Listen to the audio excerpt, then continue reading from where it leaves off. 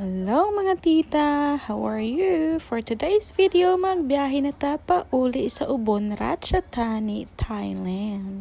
Kini ay among gisakyan nga train guys, kay different ni sa amuang gisakyan pagpaadto sa Bangkok. Kini mo ilang gitawag na rapid train. Og i-compare nimo sa express train, mas nindot jud to ang express train pero mas expensive pud to. 200 baht lang ang difference nila sa pamasahe guys. Tungod kay si Adam, kapoy kayo gikan sa iyahang laag, pagabot sa train, gusto na siya matulog. Kundi ay ni ang train guys, naabot sila lavatory pero it's not as clean as the express one. Ang ilahang toilet guys, kung dili ka artihon, pwede na siya, carry lang jud. Kung gusto ka sayo maabot sa probinsya, ayaw ni nga train ang saki. Kay kami na sayo mi kaabinamo, sayo siya nagikan sa Bangkok, sayo po siya maabot sa Ubon, Ratchathani. Pero guys, ulahi siya. So, better use the express train kay para di ka malate sa imong trabaho. Kaning mga nagalingkod guys, ang ilang pamasahe ani, mga around 300 baht. Nag-wake up na si Adam. Good morning, Adam. Good morning, probinsya. Paulit na gyud mi sa Ubon, Ratchathani. Mas nindot gihapon din sa probinsya kaysa syudad kay here very peaceful ug green imong makita perminti nindot tan-awon sa mata.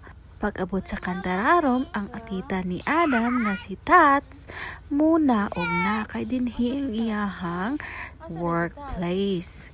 Si Adam gusto po siya muuban, naghilak siya kay wa siya gikuyog. Ayaw kabalaka dam. Imuhang tita tata muadto lang sa Ubon inig ka Friday sa hapon. Si Kunyay. Kunyay.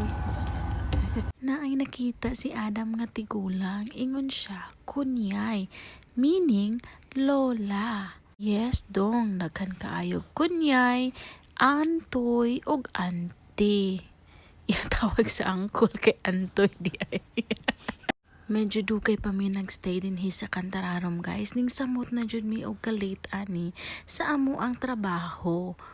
Monday morning, ako ana lang gi-text ng akong assistant teacher nga malate ko og report sa eskwelahan. Nga 30 minutes pa di ay ni siya nga travel guys, gikan dinhi padulong dito sa amo ang final destination. Pag-abot si Adam ug si Dasi nagbanding tan-aw og video sa ilahang tablet. Gimingaw kay si Adam sa ihang ati Dazi. Pagkita niya, hashtag yun niyang lipaya. Before di ay sila matulog, nagdula na pud silang duha. Tanawa among wall, daghan na og balak kay si Adam, dasig kaayo mamaknit. Dinhilang taman amo ang video. Daghang salamat. God bless you.